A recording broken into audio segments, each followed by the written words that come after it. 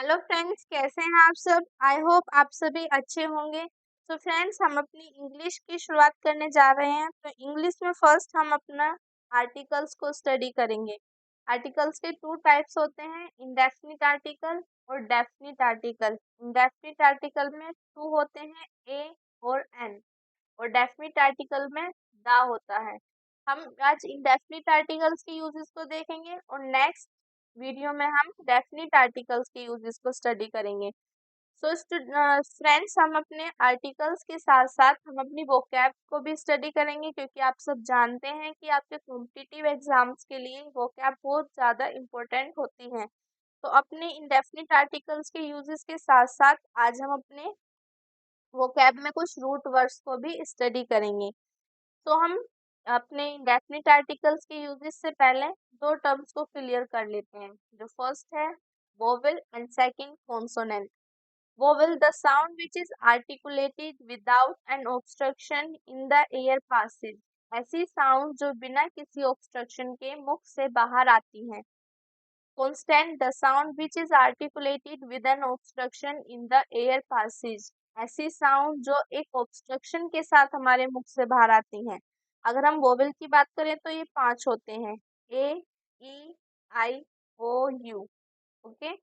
और consonant B, C, D, F, ji, H.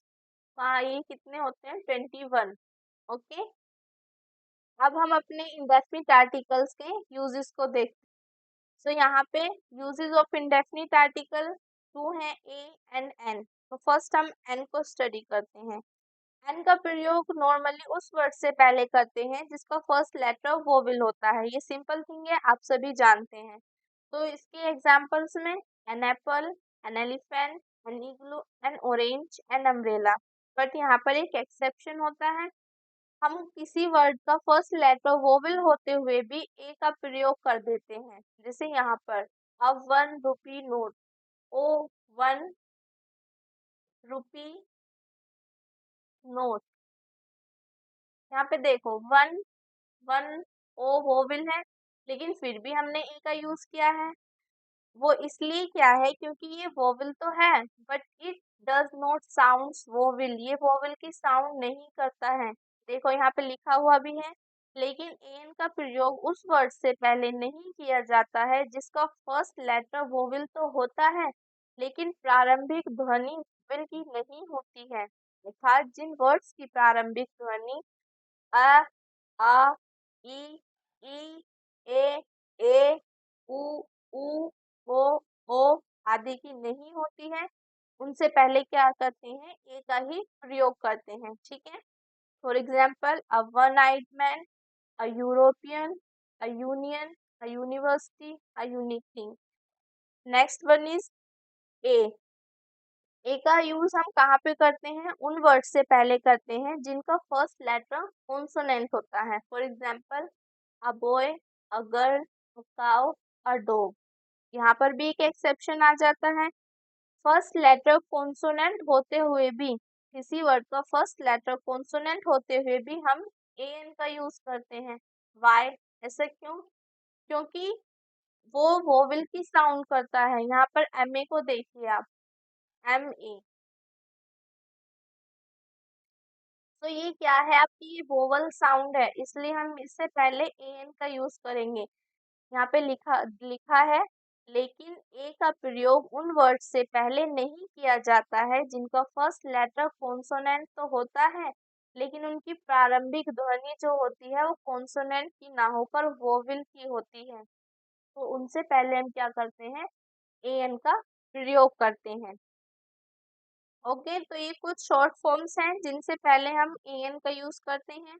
N M L A, an L L B, an S D M, an F I R, an R M, an x-ray. लेकिन जब हम इन short terms को expand कर कर लिखते हैं तो वहां पर इनकी जो प्रारंभिक ध्वनि है वो वोवेल्स की ना होकर कॉन्सोनेंट की हो जाती है। तो वहां पे हम क्या करेंगे? ए का यूज करेंगे। जैसे फॉर एग्जांपल एम ए है, एम ए यहाँ पर इसकी शॉर्ट फॉर्म है, तो एम ए। ओके। तो यहाँ पर ये वोवल साउंड है, तो यहाँ पर एन का यूज करेंगे। अगर अब हम इसे एक्सपेंड करके लिखते हैं, master of arts,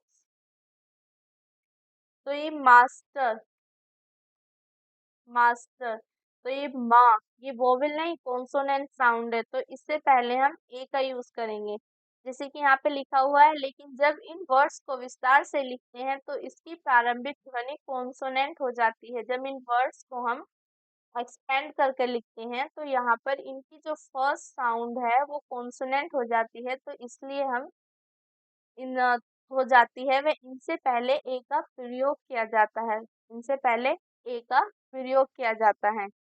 next, way words जिनका एच लेटर साइलेंट होता है वो अपनी जो फुल साउंड है वो वोवेल की साउंड करते हैं, जैसे कि एन आर, तो ये एच साइलेंट है तो ये इसकी प्रोनाउंसिएशन क्या होगी, आर। और ये क्या है हमारा, ये वोवेल साउंड है, इसलिए इससे पहले हम ए एन का यूज करेंगे। An heir, an heiress, an honest man. एक आता है आपका होटल और हिस्टोरिकल। होटल और हिस्टोरिकल से पहले आप ए या एन दोनों में से किसी को भी यूज कर सकते हैं, आपके दोनों सही होंगे, क्योंकि इसकी प्रोनाउंसिएशन होटल भी होती है और होटल भी होती है। ओके, जब होटल होती है और होटल होती है दोनों में आप ए या एन लगा सकते हैं, दोनों ही सही होंगे। A hotel, a hotel. A historical novel, an historical novel, both will correct, a an both will correct. So friends, यहाँ पर हमने इंडेफिनिट आर्टिकल्स की कुछ यूजेस को स्टडी कर लिया, और अब हमारी बारी है हमारे रूट वर्ड्स की, हमारी वोकैब। तो यहाँ से हम अपने कुछ रूट वर्ड्स को स्टडी करते हैं, स्टार्ट करते हैं। Mono, one, bi and di, two, tri, three, quadra and tetra, four, penta, five, hexa, six, hepta, seven, octa, 8, nona, 9, deca, 10, centa, 100, poly, many. Okay. Next one is logu and loci. Logu and loci means speech. Next, monologue. Monologue, speech by one person. Monologue. Mono means one and logo speech. So it means speech by one person. Second one is dialogue. Di means two, logue speech. Speech by two. And speech by more than two, it will be noise, din, babble, and clamor. Okay. Next is solo. Solo means alone and lonely. Soliloquy, speech by one in loneliness. Next one is prologue, introductory speech of a play. किसी play की या नाटक की introductory speech जो होती है उसको हम प्रोलोग्यू बोलते हैं। Okay, next one is epilogue. Epilogue means concluding speech of a play. किसी प्ले की कंक्लूडिंग स्पीच को हम क्या बोलते हैं, एपिलोग। नेक्स्ट है हमारा सोमनी। सोमनी का मीन्स क्या आता है, स्लीप या slumber. Okay, somniloquy, speech in sleep, नींद में बोला गया। Okay, somniloquy, one who speaks in sleep, जो नींद में बोलता हो या सोते हुए बोलता हो उसको बोलते हैं हम somniloquy. Okay, and next one is somnambulist. Somnambulist means one who walks in sleep, जो सोते हुए चलता हो या नींद में चलता हो उसको बोलते हैं हम somnambulist. Next one is isomania. Isomania क्या होता है, स्लीपलेसनेस होती है, ये एक डिजीज होती है। Next is vorous. वोरस का मीन्स होती है ईटिंग। ओके, वोरस का मीन्स क्या होता है, ईटिंग होता है। तो fruitivorous, one who eats fruits, fruitivorous, one who eats fruits. Vegetarian, one who eats vegetable, जो वेजिटेबल्स खाते हैं उनको वेजिटेरियन।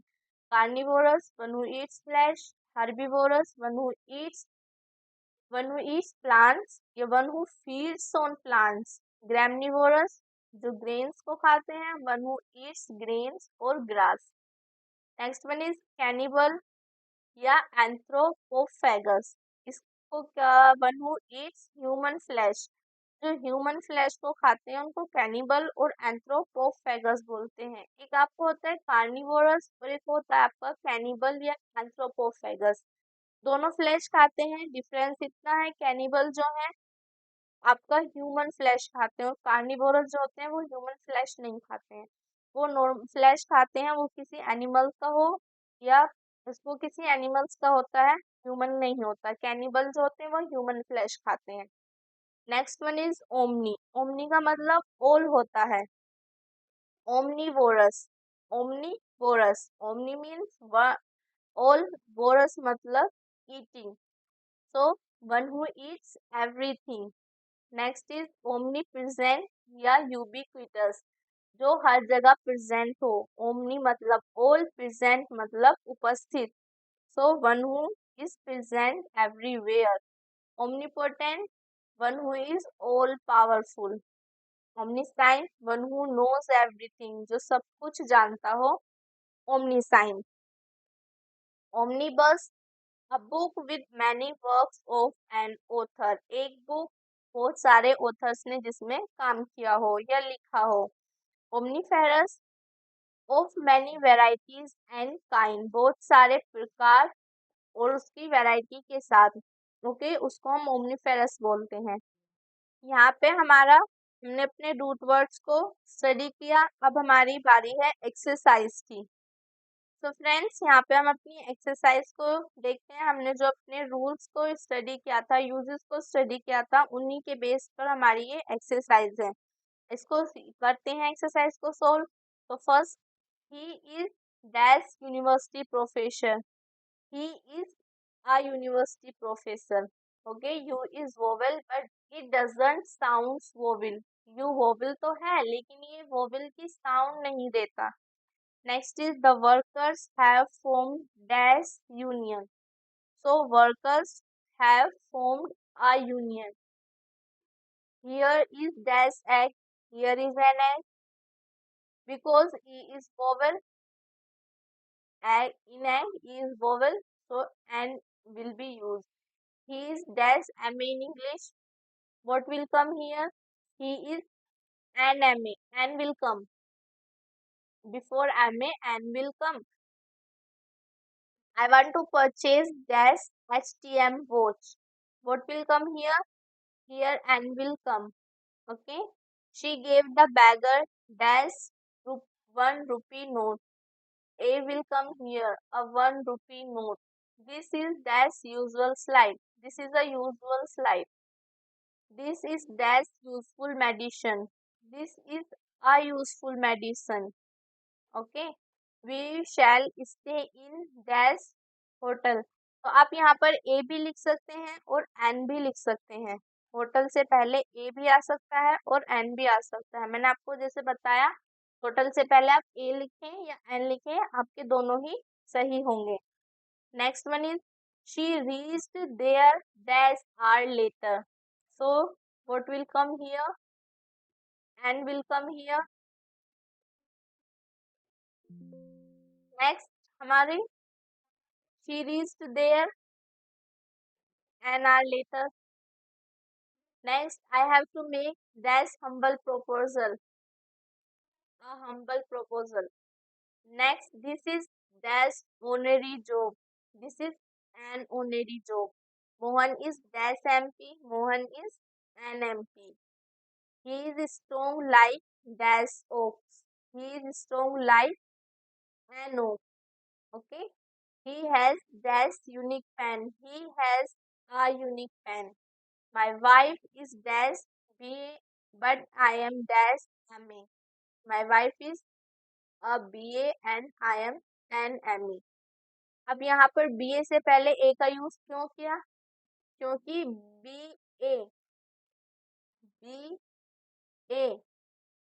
बी जो है वो वोवेल नहीं, कॉन्सोनेंट साउंड है। बी जो साउंड करता है वो वोवेल नहीं, कॉन्सोनेंट साउंड करता है, इसलिए बी ए से पहले हमने ए का यूज किया और एम ए एम किसकी साउंड करता है, वोवल साउंड करता है, तो इसलिए हमने एन का यूज किया एम ए से पहले।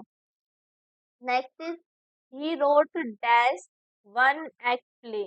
He wrote a one act play. He wrote a one act play. Next is he has dash pen and dash ink pot. He has a pen and an ink pot.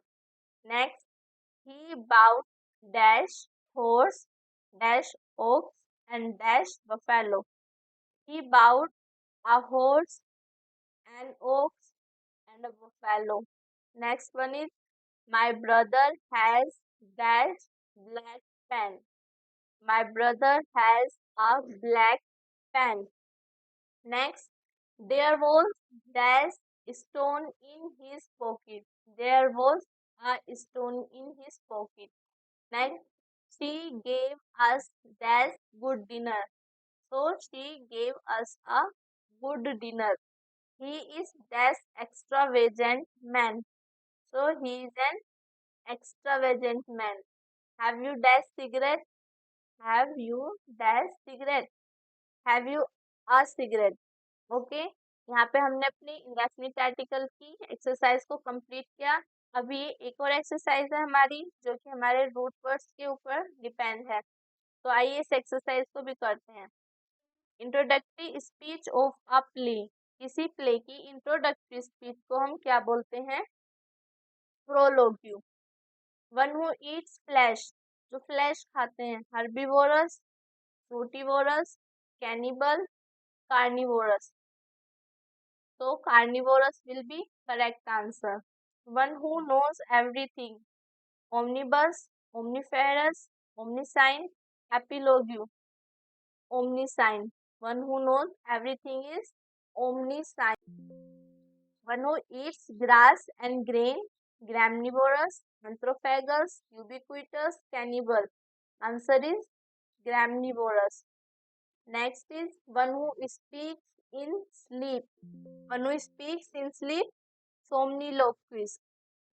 Okay, तो friends यहाँ पे ये हमारी exercise भी complete हो गई। यहाँ पे हमने आज अपने इंडेफिनिट आर्टिकल के यूजेस को देखा। नेक्स्ट वीडियो में हम हमारे डेफिनिट आर्टिकल्स के यूजेस को देखेंगे। Thank you for watching video and bye bye.